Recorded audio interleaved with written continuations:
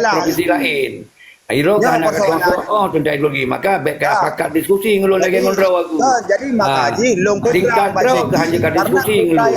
Karena yang long pegah lain yang draw kepegah. Hanya hana mendasar Zaki. Cuba hana dasari di dasari na panglima, na petinggi, na rakyat ideologi, na tentera, na komando tentera betul. Cukup le hal hancur komando tentera lisi ben lisi. Jadi nyo ke dasar beni. Biro tu masalah dukung laju.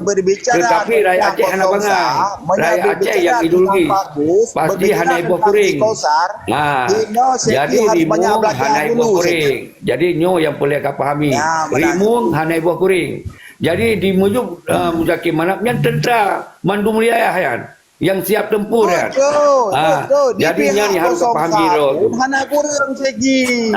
Jadi maka oleh sebabnya untuk dah jaga Aceh baik di konflik Padang, maka lu himbau kembali tentera-tentera yang terlanjur tamong bak kosong kembali bak bari kemandu rimung baik di Bokuring.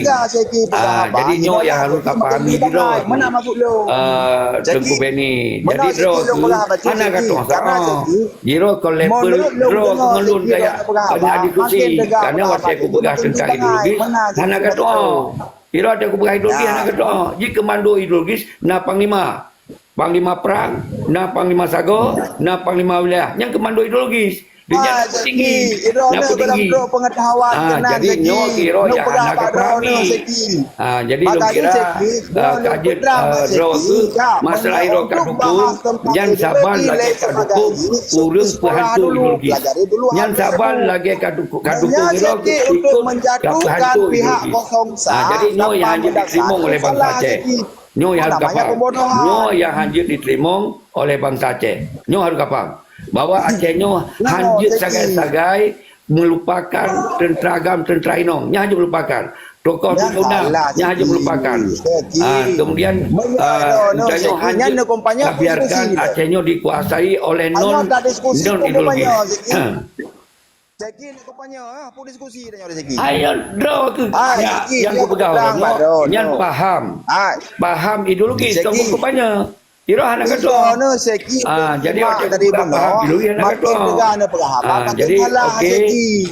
Lu kira Kasim dengan mentong anak layak. Kira anak layak karena Iro ikut urut yang memahami tentang mereka. Anak kedua Iro jauh-jauh betul mana Zaki. Saran lu kedua Zaki belajarlah karena makin tegak anak berhabat belajar dulu Iro aku. Ibang kau belajar ulang miat Tuhan Iro aku. Iro aku yang masalah uronyo kena pekong kosong sa. Iro kon bang kata sa. Rak TikTok bang.